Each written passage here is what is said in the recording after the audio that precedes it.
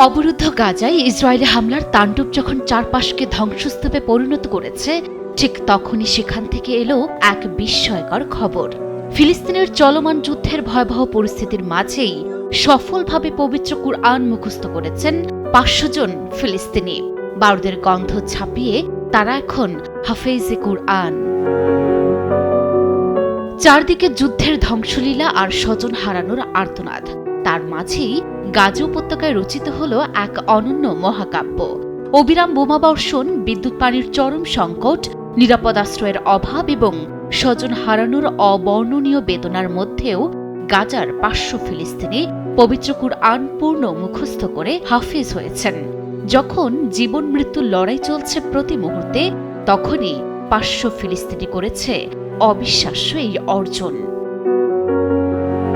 মৃত্যুর হাতছানি আর যুদ্ধের দামামা কোনো কিছুই যেন দমাতে পারেনি তাদের অদম্য ইচ্ছাকে।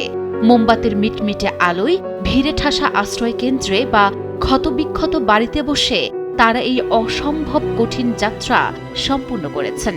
তাদের এই সাফল্যকে সম্মান জানাতে ২৫শে ডিসেম্বর গাজা সিটির আল শাতি শরণার্থী শিবিরে এক জমকালো সংবর্ধনার মাধ্যমে এই অকুতভয় ফিলিস্তিনিদের সম্মাননা জানানো হয়, যা ফিলিস্তিনিদের অপরাজেয় মনোবলের নতুন এক প্রতীক হয়ে দাঁড়িয়েছে।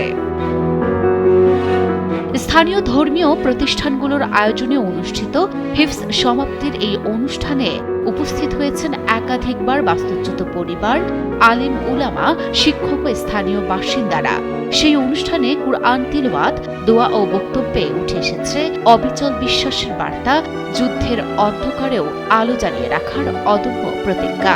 দীর্ঘদিনের অবরোধে এবং সরাসরি যুদ্ধের ফলে বিভিন্ন অবকাঠামো যেমন হিফজ কেন্দ্র বা মাদ্রাসা ধ্বংস হয়ে গেলেও শিক্ষার মূলধারাটি বন্ধ হয়নি। এটি প্রমাণ করে যে গাজাবাসীর কাছে কুরআন শিক্ষা কেবল একটি প্রাতিষ্ঠানিক বিষয় নয়, বরং এটি তাদের সাংস্কৃতিক ও পারিবারিক ঐতিহ্যের একটি অবিচ্ছেদ্য অংশ। Desk report, news 24।